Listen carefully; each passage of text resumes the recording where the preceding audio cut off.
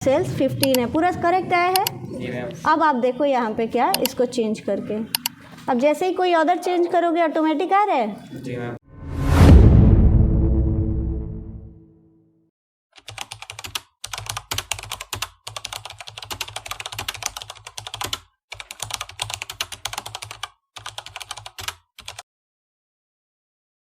यहाँ पे हम लोग कोई भी सेल्समैन निकाल रहे थे तो ड्रैग करना पड़ रहा था, है ना, कॉलम नंबर अपडेट करना पड़ रहा था। आज कुछ ऐसा करेंगे कि एक में हम फार्मूला निकालेंगे एंड देन जैसे ही ड्रैग करेंगे ना ये ऑटोमेटिक सारे में निकलेगा। क्लियर है? तो सबसे पहले हम यहाँ पे आएंगे और डेटा वैलिडेशन लगाएंगे, तो डेटा टैब एंड देन यहाँ से डेटा वैलिडेशन इसको चूज़ करेंगे और यहाँ से क्या चूज़ करेंगे, लिस्ट को चूज़ करेंगे एंड देन हम सोर्स में क्या करेंगे, इसका पूरा सोर्स ले लेंगे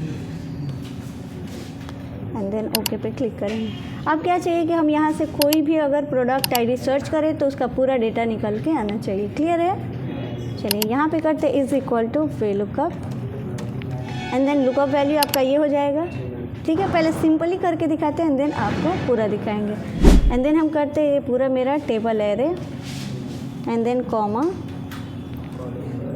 कॉलम इंडेक्स नंबर की जगह हम 2 टाइप करेंगे क्योंकि सेल्समैन जो है वो इस डेटा में से 2 पे है ना, तो 2 कॉमा एग्जैक्ट मैच के लिए 0 and then close and enter. तो ये तो निकल के आ गया साहिल। आप देखोगे 1003 पे साहिल है, लेकिन अब मसला क्या आएगा, अब इसको हम करते हैं क्या, ड्रैग।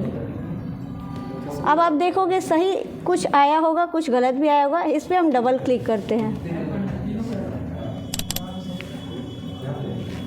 अब आप देखो ये जो आपका टेबल एरे था, एक को छोड़ के कहाँ पे आ गया, एक इधर आ गया, दिख रहा है? आपका जो लुकअप वैल्यू था ये था, लेकिन अभी इसको ले लिया, तो फिक्स करना ज़रूरी क्यों है, समझ में आया?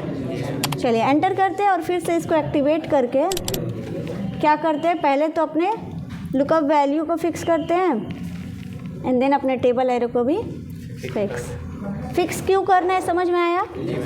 चलिए वेल डन, ये हो गया एंड देन अब हम एंटर करते हैं। अब इसको फिर से फिल हैंडल करेंगे।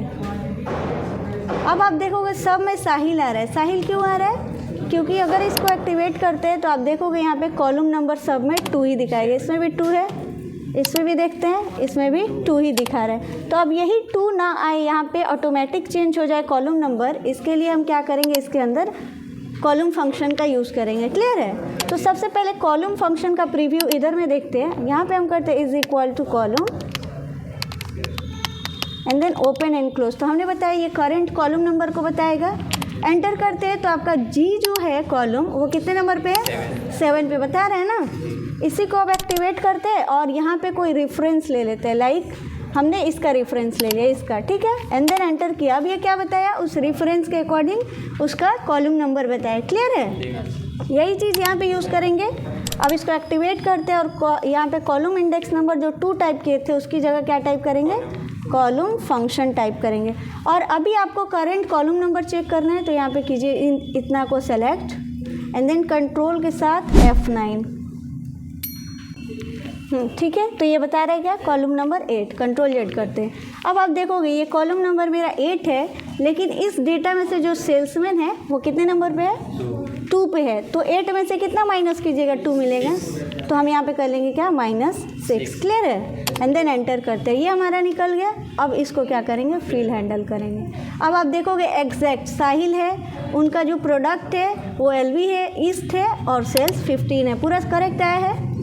अब आप देखो यहाँ पे क्या, इसको चेंज करके, अब जैसे ही कोई ऑर्डर चेंज करोगे ऑटोमेटिक आ रहा है और एकदम करेक्ट आ रहा है। तो ये हम लोग का कॉलम फंक्शन का यूज़ था। क्लियर है पूरा?